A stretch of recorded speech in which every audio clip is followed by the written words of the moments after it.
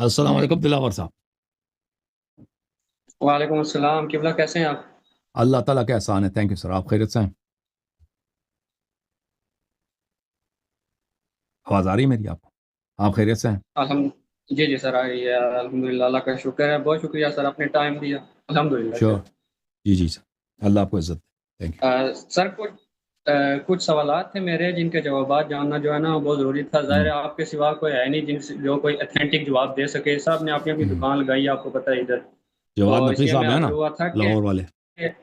لاہور والے فرزند سر فرزند ہزاروی. میں- سر آپ کے علاوہ نہ میں کسی بندے کو نہ سنوں، نہ کسی بندے کو پسند کروں، نہ کسی بندے کی بتائی ہوئی بات کو میں دل پہ لوں، بس آیا ٹھیک. ختم، آپ ہی ہیں جن کی بات سنتا ہوں، مانتا ہوں اور میں عمل آپ کا کرتا ہوں۔ خادم ہوں. وہ ایک اسلام آباد میں بھی ہے نا، ان کے شکل ابو حنیفہ جیسا بالکل. وہ میں نے کہا تھا ابو حنیفہ شکل ان سے ملتا ہے. وہ ناراض ہو گئے. کون سر وہ ایک ہے بلتی شیخ. نہیں نہیں سر، یہ تو سب آئے ہوئے ہیں، لیکن سب نہیں نہیں، اس کا سب کچرا باپ ہے بھی سر، آپ بالکل کے ابو سامنے حنیفہ. سب جو ہے نا وہ اس کے پانی والد بھرتے ہیں۔ صاحب بھی ابو حنیفہ کی سنت پہ تھے. یہ بھی ان کا بیٹا بھی ابو حنیفہ کی سنت پر ہے. چلیں بھائی صاحب، میں مذاق کر رہا ہوں. اللہ آپ کو سلامتی دے. کیا سوال ہے آپ کے؟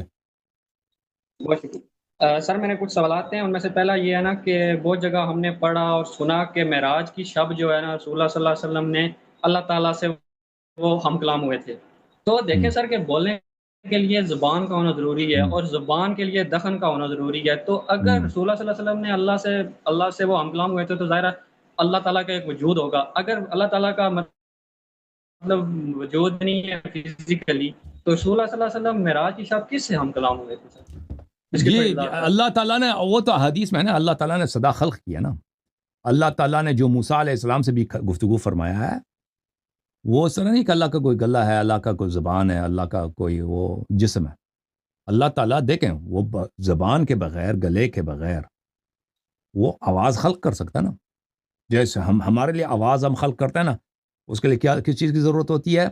یہ سارے اعضاء جو آپ کے بولنے کے اعضاء ہیں، آپ کے منہ دانت ہے، ہونٹ ہے، سب کچھ. اور اس میں پھیپھڑے بھی شامل ہو جاتے ہیں کیونکہ ہوا نکلنے کی ضرورت ہوتی ہے، آ جاتے ہیں. تو اللہ تعالیٰ نے آواز خلق کی ہے. اس طرح نہیں ہے کہ انہوں نے امیر المومنین علیہ السلام کو کہا کہ تم پیغمبر سے بات کرو. یہ نہیں ہے. امیر المومنین علیہ السلام سے بات کرانی ہاں، ہوتی نا کافی تو جگہ یہ بھی پڑھا ہے۔ ہاں، تو وہ تو اللہ ادھر معراج کی ضرورت ہی نہیں تھی. وہ امیر المومنین علیہ السلام ساتھ ایک گھر میں رہتے ہیں بھائی، صبح شام ان سے گفتگو ہوتی ہے جی نا. صبح شام ان سے گفتگو ہوتی ہے. اور اس طرح نہیں. ہاں بالکل، اللہ تعالیٰ نے ان سے پیغمبر صلی اللہ علیہ وسلم سے گفتگو فرمائی ہے، لیکن بغیر، دیکھو جیسے اللہ دیکھتا ہے آنکھ کے بغیر دیکھتا ہے نا. اب جاہل ذاکر کہیں گے کہ وہ عین اللہ، امیر المومنین سے عین اللہ، تو اللہ تعالیٰ امام علیہ السلام کے تھرو دیکھتا ہے. وہ اس طرح نہیں ہے. عین اللہ ہے، عین اللہ ہے یعنی عین جو ہے نا شاہد کو بولتے ہیں. عین عربی زبان میں شاہد کو بھی بولتے ہیں نا، کہ میں اللہ کی آنکھ ہوں، یعنی میں اللہ تعالیٰ کی جانب سے شاہد ہوں آپ پر، کہ میں آپ کے اعمال مجھ پہ عرضہ ہوتے ہیں، آپ کے اعمال کو میں دیکھتا ہوں. اس طرح نہیں کہ وہ اللہ کی آنکھ ہے. امیر المومنین علیہ الصلوۃ والسلام، اللہ تعالیٰ کو نظر ہی نہیں آتا کچھ. امیر المومنین صلی اللہ علیہ وسلم ہیں تو ان کو نظر آتا ہے. یہ سب کفر ہے. اللہ تعالیٰ دیکھتا ہے بغیر آنکھ کے، اللہ تعالیٰ سنتا ہے بغیر کان کے، اللہ تعالیٰ بولتا ہے جس سے بولنا وہ چاہیں، بغیر زبان کے، بغیر کسی حنجرے کے، بغیر کسی عضو کے. ٹھیک ہے نا.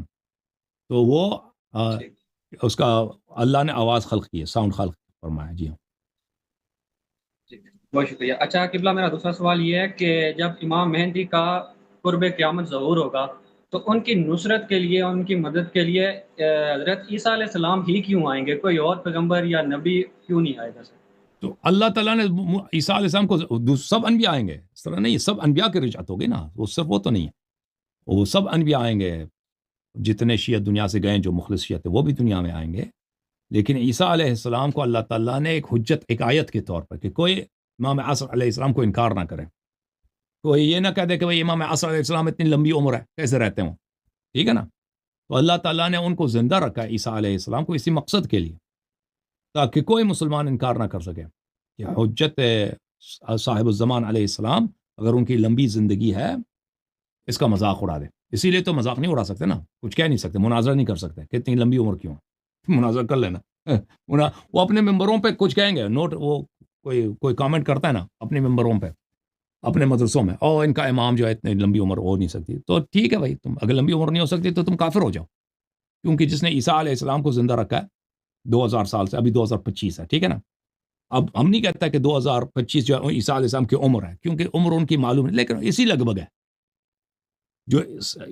جو عیسائی جو جنتری ہے، عیسائی جو کیلنڈر ہے نا، عیسیٰ علیہ السلام کی عمر یہی جیسا ہے. اب وہ ان کا سال کا آغاز صحیح ہو گیا نہ ہو، لیکن 2000 سے زیادہ، 2001 کے لگ بھگ ہے.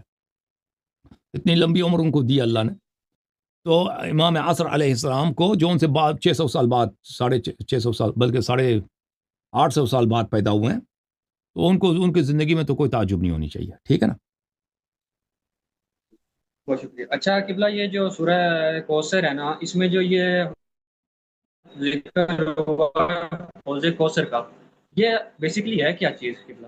حوض کوثر کیا چیز؟ تو دیکھیں، یہ جو شیخ ذاکر کہتا ہے نا کہ حوض کوثر سے مراد رسول صلی اللہ علیہ وسلم کی اولاد ہیں، یہ اہل سنت کی تفسیر ہے. ان کے پاس بھی کوئی حدیث نہیں ہے کہ رسول صلی اللہ علیہ وسلم کے اولاد ہیں یا حضرت زہرا سلام اللہ علیہ، ان کے پاس بھی کوئی حدیث نہیں ہے.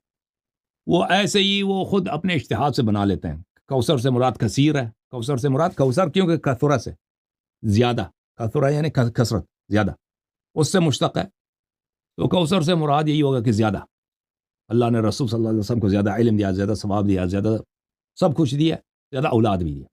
تو وہ ان کی اجتہاد ہے، یہ ہمارے احادیث میں نہیں ہے. اہل بیت علیہ السلام نے اس آیت کی بہت تفسیر کی، ان سب میں یہی ہے کہ کوثر سے کیا مراد ہے. قیامت میں جو حوض ہے، قیامت میں جو حوض ہے، وہ حوض ہے، ایک ایسا حوض ہے، ایک ایسا چشمہ ہے جو بہت ہی وسیع ہے، اور وہ ایک جنت ہے، ایک بہت ہی عظیم شان جو ہمارے عقل سے باہر ہے.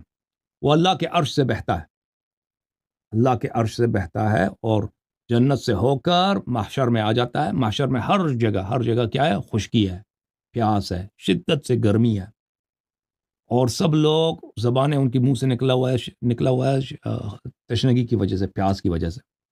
لیکن کوثر جو ہے ایک شاداب سرزمین ہے، ایک علاقہ ہے. اس طرح نہیں کہ چھوٹا سا جگہ، بہت ایک سرسبز علاقہ، شاداب علاقہ.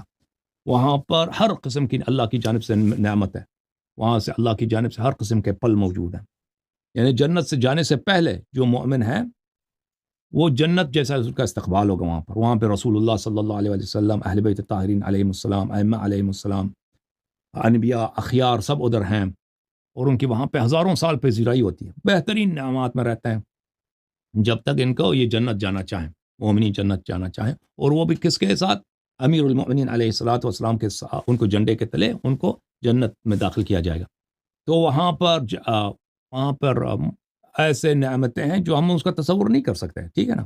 یہ حوض کوثر ہے. حوض کوثر ایک نہر ہے، ایک بہتا ہوا دریا ہے جو عرش سے بہتا ہے. اب وہ دریا کیسا، اس کے کیا رنگ ہے، کتنے رنگ ہے، کتنی خوشبو ہے. وہاں پہ ہو سکتا ہے شراب بھی ہو اس دریا میں، اس میں وہ شہد بھی ہو، دودھ بھی ہو، پانی بھی ہو، مختلف، کبھی آپ اس میں ملتے نہیں ہیں. یہ تو سب وہاں پہ اللہ کے جلوے ہیں جو ہمارے عقول سے باہر. وہاں پہ خدام ہیں جو خدمت کرتے ہیں، کنیزیں ہیں، ہر قسم کی وہاں پہ جو ہے نعمت وہاں پہ موجود. جی سر. جزاک اللہ. اچھا سر، اگلا سوال میرا یہ ہے کہ دیکھیں کہ نبی کریم صلی اللہ علیہ وسلم کی بعثت کے بعد، مطلب ان کی جب نبوت کا اعلان ہوا، ان کے بعد ان کی تعلیمات پہ ہی عمل کرنے والا شخص جو ہے وہ کہتے ہیں کہ کامیاب ہے، وہی مطلب مومن ہے، مسلمان ہے، ایمان والا ہے. اللہ تعالیٰ نے ان سے پہلے جو 1,24,000 کم و بیش انبیاء بھیجے، تو کیا آج کے دور میں جو کوئی بندہ ان کی تعلیمات پہ عمل کرتا ہے، ان کو فالو کرتا ہے، تو وہ پھر کیسے غیر مسلم، یا وہ مطلب خسارے میں نہیں، تو کیسے ان ہے؟ انبیاء نے کہا ہے نا، ان انبیاء نے بولا کہ ہمارے بعد جو نبی آنا ہے اس کے آپ نے پیروی کرنی ہے نا. ان انبیاء نے بولا ہے، اب بولا ہے کہ آپ ہمارا جو پیغمبر آخر الزمان صلی اللہ علیہ وسلم تشریف لائیں گے، تو آپ نے ان پہ ایمان لانا ہے. ان کی اپنے امتوں سے انہوں نے عہد لیا ہے. ان کی آپ نے، جیسے نبی کریم صلی اللہ علیہ وسلم نے اپنی امت کو بتایا کہ میرے بعد میرے اہل بیت علیہ السلام 12 امام آئیں گے، ٹھیک ہے نا، ایک بعد دیگر ان کی آپ نے نصرت کرنی ہے، ان کی اطاعت کرنی ہے، ان کی بات ماننی ہے. اسی طرح پرانے انبیاء سب نے یہ وصیت کی اپنے امتوں کو، ٹھیک ہے نا.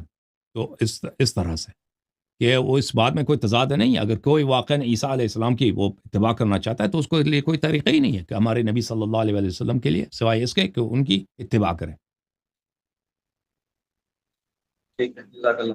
اچھا قبلہ، اگلا سوال یہ ہے کہ یہ جو ہمارے امام ہیں، امام موسیٰ کاظم، قبلہ ان کے کتنے بیٹے تھے، اور ان کی نسل جو ہے یہ آگے کن سے چلی ہے؟ ان کے میرے خیال میں کافی سارے بیٹے تھے امام کاظم علیہ السلام کے، 7-8 بیٹے اس طرح تھے. نسل ان کے اولاد سے چلی ہے نا، نسل صرف ان کے بیٹوں سے چلی، بیٹیوں سے تو نسل نہیں چلتا نا. بیٹیوں نے جو بھی تھا ان کا اب دیکھیں کسی کتاب میں نہیں ہے کہ ان کی، کسی حدیث میں نہیں کہ ان کی بیٹیوں کی شادی، یہ جو عوام میں مشہور کر دی کہ ان کی بیٹیوں کی شادی نہیں ہوئی نا، یہ کوئی حدیث نہیں ہے، کوئی روایت نہیں ہے، سوائے ایک کے جو کس کتاب میں، کتاب تاریخ مدینہ قم میں. وہ بھی اس طرح کسی حدیث، مجھے جو یاد پڑتا ہے حدیث کی صورت میں نہیں ہے، کسی حدیث کی صورت میں نہیں ہے. تو بہرحال ان کی بیٹیوں کی شادی ہوئی یا نہیں ہوئی یہ خود غیر ثابت شدہ چیز ہے. ہو سکتا ہے شادی ہوئی ہو، شادی اگر نہیں بھی ہوئی ہے تو وہ ہارون نے جب ان سے وہ پوچھا تھا کہ آپ کی بیٹیوں کی، اپنی بیٹیوں کی شادی کیوں نہیں کراتے، تو انہوں نے فرمایا تمہارے پاس مالی کمزوری ہے، مالی کمزوری کی وجہ سے شاید بیٹیوں کی شادی نہیں ہو رہی. تو ہارون نے کہا تھا ہم آپ کو پیسے دیں گے، بعد میں دیے بھی نہیں تھے. تو ان کی نسل ان کے بیٹوں کے ذریعے چلی ہے نا. ان کے کئی سارے بیٹے تھے، ان کے بیٹے جو تھے نا سب اکثر تقریباً بیٹے جو تھے امام رضا علیہ السلام کے دشمن اور امام جواد علیہ السلام کے دشمن تھے. وہ امام رضا علیہ السلام کے جو بھائی تھے، امام جواد علیہ السلام، امام محمد تقی علیہ السلام کے جو چچا تھے، اکثر امام رضا علیہ السلام کے بھی دشمن تھے، حضرت امام جواد علیہ السلام کے بھی یہ دشمن تھے. وہ اتنے اچھے لوگ نہیں تھے، وہ بہت سارے ان میں سے زیدی بنے تھے، حسادت و دشمنی کی وجہ سے. اچھا یہ قبلہ بتا دیں کہ جو سورہ فجر میں یہ ہے نا کہ فجر کی قسم اور 10 راتوں کی قسم، یہ 10 راتیں کون سی ہیں اور یہ کیا وجہ بنی کہ اللہ تعالیٰ نے ان کی قسم اٹھائی؟ بڑی بات ہے، دیکھتے ہیں تفسیر میں کیا لکھا ہے. پھر تفسیر برہان کھول دوں.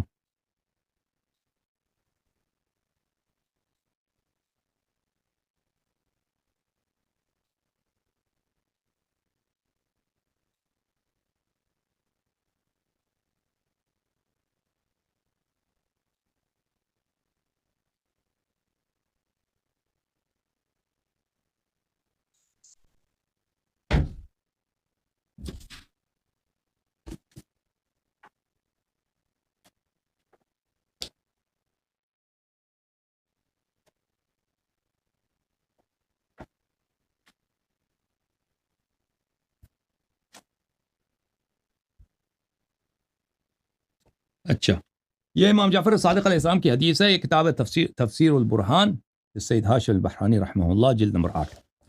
والفجر ولیال عشر والشفع والوتر.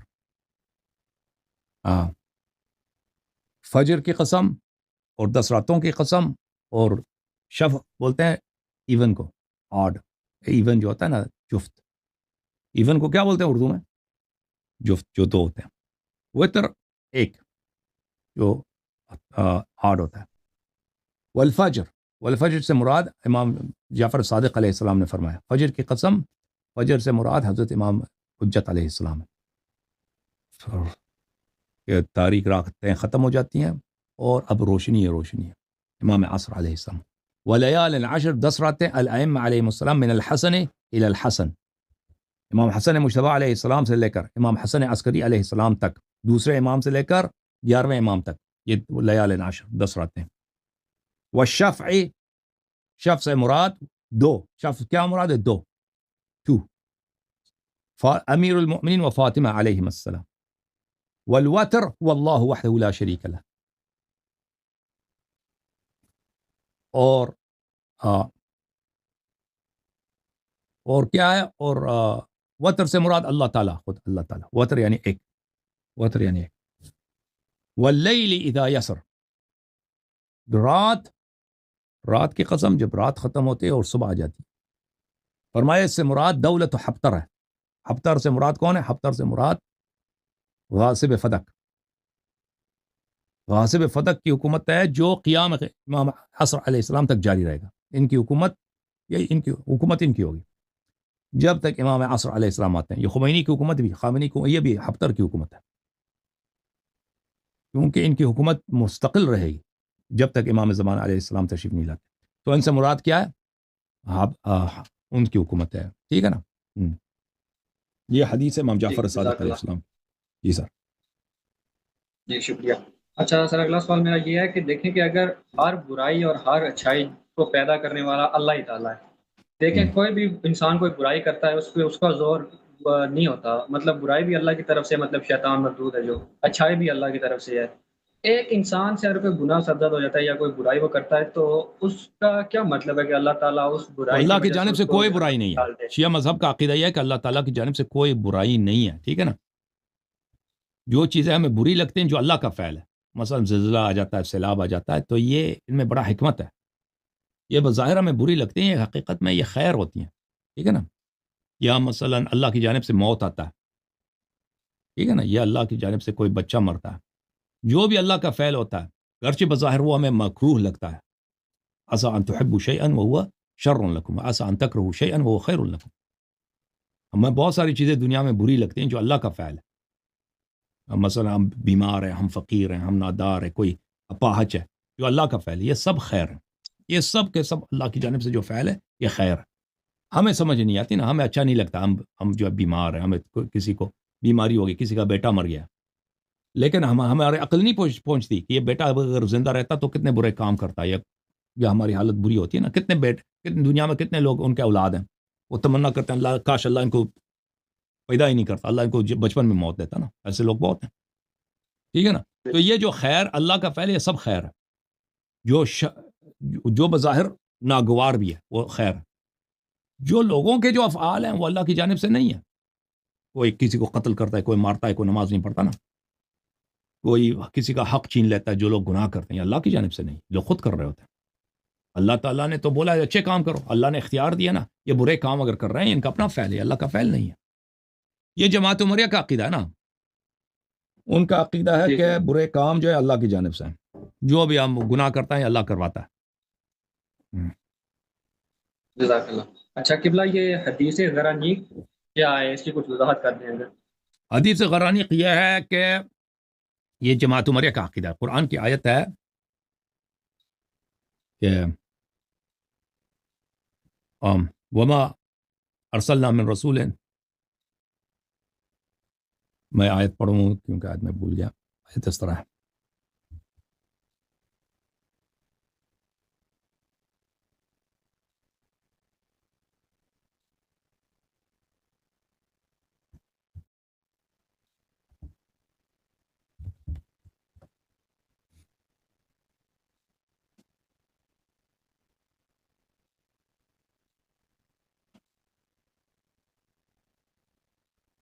وما ارسلنا من قبلك من رسول ولا نبی الا اذا تمنى القى الشیطان فی امنیته۔ اللہ تعالیٰ کا فرمان ہے سورہ حج آیت نمبر 52 میں کہ ہم نے جتنے نبی بھیجے ہیں، جتنے انبیاء بھیجے ہیں، جب وہ کوئی تمنا کرتے ہیں، ان کے کوئی خواہش ہوتی ہے، تو شیطان ان کے خواہش میں کوئی مداخلت کرتا ہے، شیطان ان کی خواہش میں مداخلت، یہ قرآن کے نص الفاظ ہیں۔ فَيَنْسَخَ اللَّهُ مَا يُلْقِي الشَّيْطَانُ، تو اللہ تعالیٰ نسخ کرتا ہے، باطل کر دیتا ہے جو شیطان ان کے خواہش میں مداخلت کر رہا ہوتا ہے۔ ثُمَّ يُحْكِمُ اللَّهُ آیاتہ، اور اللہ پھر اپنی آیتوں کو مضبوط کر لیتا ہے۔ واللہ علیم حکیم، اور اللہ بہت جاننے والا ہے اور اللہ بڑا حکمت والا ہے۔ بخاری وغیرہ جماعت عمریہ نے یہ روایت کی ہے، اس سے مراد یہ ہے کہ میں آپ کو بتاؤں اس سے مراد یہ کیا لیتے ہیں۔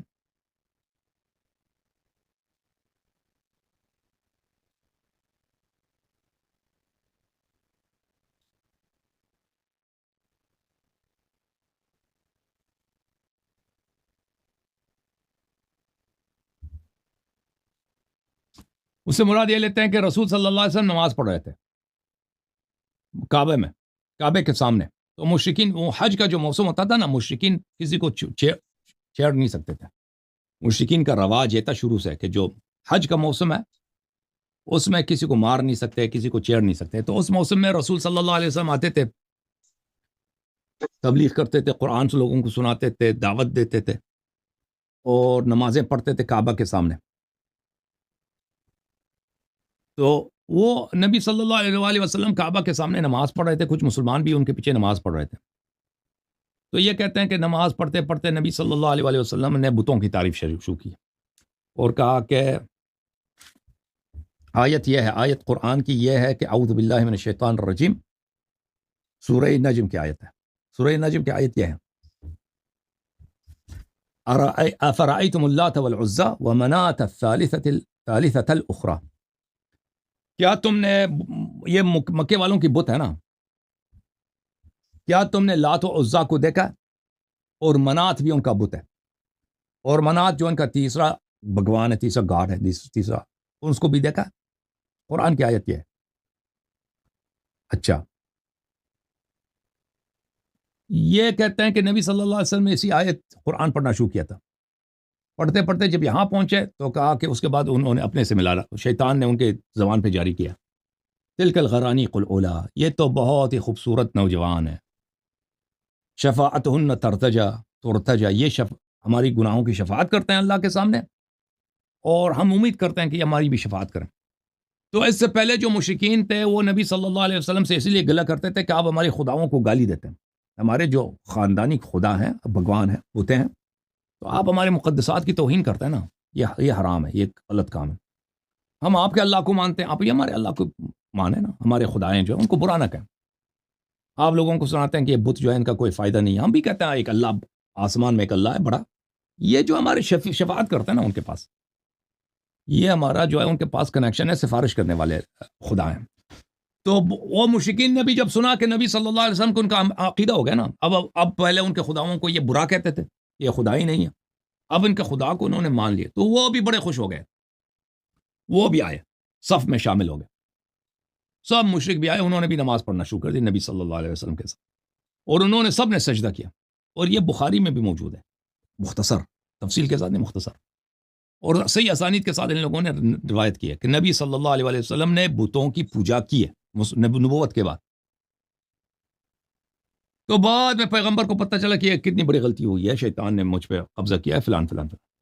یہ ان کی ہاں تفسیر ہے نا، ہمارے ہاں تفسیر اس طرح ہے کہ نبی دیکھیں آیا کیا فرماتا ہے، آیا فرماتا ہے کہ ما ارسلنا من رسول، آیا کیا ہے، آیا یہ ہے بھائی، ما ارسلنا من قبلك من رسول ولا نبي الا اذا تمنى القى الشيطان في امنيته، آیا یہ کہہ رہا کہ جتنے پہلے انبیاء تھے اور نبی تھے، اگر وہ کوئی خواہش کرتے تھے نا، شیطان ان کی خواہش میں مداخلت کرتا تھا۔ اہل بیت علیہ السلام نے فرمایا اس کا اصل واقعہ اس طرح ہے کہ ایک عرب تھا، اس نے ایک دن ایک اونٹ کا اس نے ذبح کیا، اور نبی صلی اللہ علیہ وسلم کو اس نے دعوت دی، بہترین گوشت اس نے پکایا، اس کے بعد اس نے بہترین کھجور بھی جو اپنے باغ سے لے کے آیا۔ نبی صلی اللہ علیہ وسلم نے جب کھانے کی طرف دیکھا نا، کتنا بہترین کھانا ہے، تو نبی صلی اللہ علیہ وسلم نے دعا کی کہ یا اللہ کاش میرا بھائی امام علی علیہ السلام یہاں میرے ساتھ ہوتے، یہ کھانا وہ بھی کھاتے۔ تو شیطان نے آیا کیا فرماتا کہ انبیاء جب کوئی خواہش کرتے ہیں تو شیطان اس میں مداخلہ کرتا ہے۔ شیطان نے ورغلایا ابو بکر عمر عثمان کو، یہ تین پہنچ گئے نا، پھر مولا امام علی علیہ السلام تشریف لائے۔ تو یہ جو شیطان نے مداخلہ کی نا، شیطان کو پتہ چلا تھا کہ نبی کریم صلی اللہ علیہ وسلم کی خواہش ہے کہ امام علی علیہ السلام ان کے ساتھ آئیں، کھانے میں شریک ہو جائیں، تو شیطان نے ان تینوں کو بھیجا، ٹھیک ہے نا، پھر امام علی علیہ السلام تشریف لائیں۔ تو اصل اس کی تفسیر یہ ہے نہ کہ نبی کریم صلی اللہ علیہ وسلم کی زبان پر وہ کفری الفاظ جاری ہوئے، انہوں نے بتوں کی پوجا کی ہے نماز کی حالت میں، نبوت کے بعد، بعثت کے بعد کافر ہو گئے، ٹھیک ہے نا، اور شیطان کا ان پہ تسلط تھا، اس طرح نہیں ہے۔ تو ان لوگوں نے جب دیکھا کہ یہ آیا جو ہے اس میں کافی بے عزتی خلفائے ثلاثہ کے متعلق، کہ خلفائے ثلاثہ وہاں پہ کھانے پہنچ گئے تھے، صدق نبی صلی اللہ علیہ وسلم کا صدقہ کھانے، جوتا کھانے کے لیے پہنچے تھے، یہ تو شیطان کے سپاہی تھے، یہ تو شیطان نے ان کو وہاں لے کے آیا۔ تو اس کو بچانے کے لیے، دھونے کے لیے ان لوگوں نے کیا کیا، ان لوگوں نے لگا دیا بھائی خود نبی صلی اللہ علیہ وسلم کو کافر بنا دیا الٹا۔ تو نبی، یہ تو دوسری کہانی ہے کہ نبی صلی اللہ علیہ وسلم مکے میں انہوں نے بتوں کی پوجا کی، ٹھیک ہے نا، اصل واقعہ یہ کاظمی بھائی تھینک یو سر۔ آخری سوال ہے قبلہ، بس آخری جانے مجھے کام ہے، اللہ جانتا ہے مجھے کام ہے، چلے آخری سوال ہے بس تھوڑا سا پوچھ لے بھائی۔ اچھا، یہ جو رسول اللہ صلی اللہ علیہ وسلم نے حضرت حذیفہ رضی اللہ تعالیٰ عنہ کو 12 منافقین کے بارے میں بتایا تھا نا، تو یہ مولا علی کو کیوں نہیں بتایا؟ کیونکہ جن کو ان کو پتہ بھی تھا کہ میرے بعد مولا علی کے ساتھ کیا ہوگا۔ وہ تو ان کی حدیث ہے نا کہ منافقین کو حذیفہ کو بتایا، مولا علی جتنے رسول صلی اللہ علیہ وسلم کے سینے میں علم تھا سب امام علی علیہ السلام کو بتایا، ان کے درمیان کوئی راز نہیں تھا، اللہ کی جانب سے حکم تھا کہ تیرے پاس جتنا بھی علم ہے وہ سکھا دو امام علی علیہ السلام کو۔ Okay, thank you sir. Allah تعالیٰ آپ سب کو جزائے خیر دے. شکریہ سب کا. حسین مولا, یا حسین یا حسین یا حسین. کتنا پیارا نام ہے, اتنا عشق برا نام ہے, ایمان برا نام ہے. یا حسین یا عباس اللہم صلی علی یا حسین اللہم صلی علی محمد رسول صلی اللہ علیہ وسلم کا فرمان ہے ان للحسین علیہ السلام حرارتا فی قلوب المؤمنین لن تبرد ابدا. مومنین کے دلوں میں امام حسین علیہ السلام کے لیے دلوں میں ایسی حرارت ہے, ایسی آگ ہے, کبھی نہیں بجھتی ہے آگ, کبھی یہ ٹھنڈا نہیں ہونے والا. امام حسین علیہ السلام رسول صلی اللہ علیہ وسلم نے فرمایا ان للحسین علیہ السلام حرارتا فی قلوب المؤمنین لن تبرد ابدا. امام حسین علیہ السلام کے لیے مؤمنین کے دلوں میں ایک ایسی آگ ہے, ایک ایسا شعلہ ہے جو کبھی خاموش نہیں ہونے. نبی صلی اللہ علیہ وسلم کا اعجاز ہے کہ نہیں ہے, معجزہ ہے کہ نہیں ہے, یہ شعلہ نہیں بجھنے والی. یا حسین یا حسین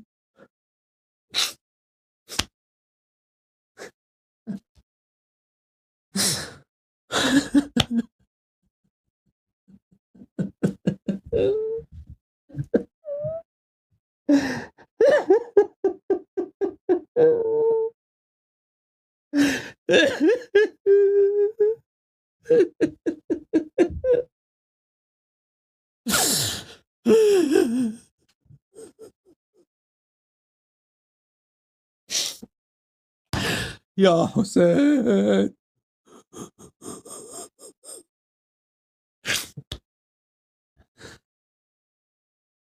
امیر المؤمنین علیہ السلام کے آنکھوں کے تارے, صدیقہ طاہرہ زہرا اطہر سلام اللہ علیہ کے آغوش پاک کے پالے ہوئے. یا حسین یا حسین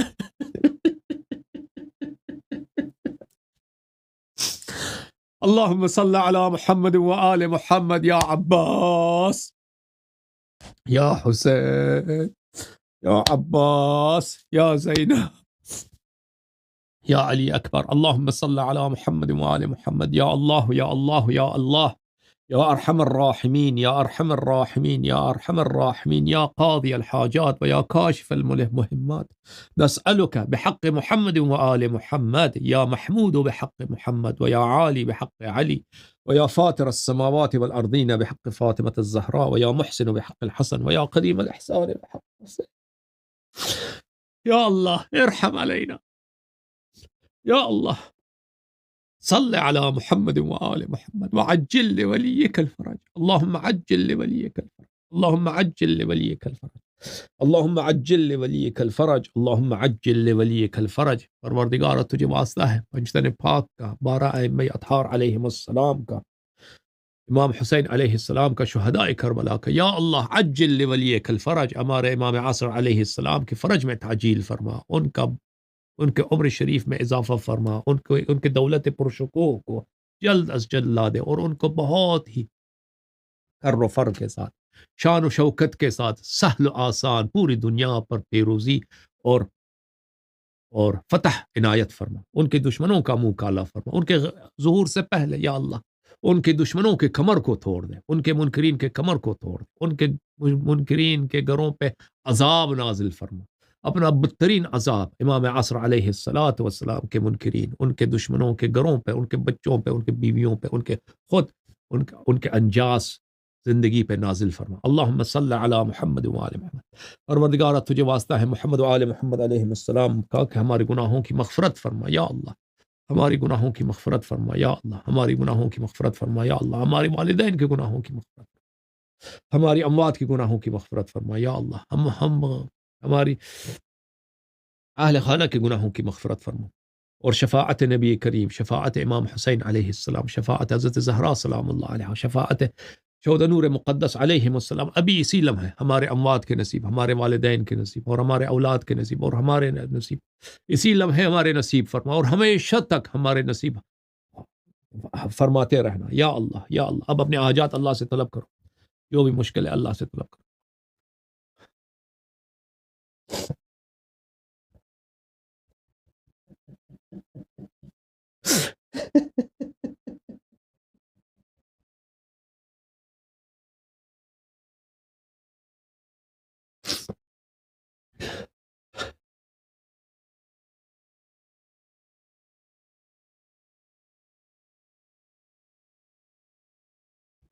اللهم صل على محمد وآل محمد، اللهم صل على محمد وآل محمد، اللهم صل على محمد وآل محمد. پروردگار جن لوگوں نے اس چینل کی سپورٹ کی ہے ان کو اجر عظیم عطا فرما. خدا حافظ یا علی.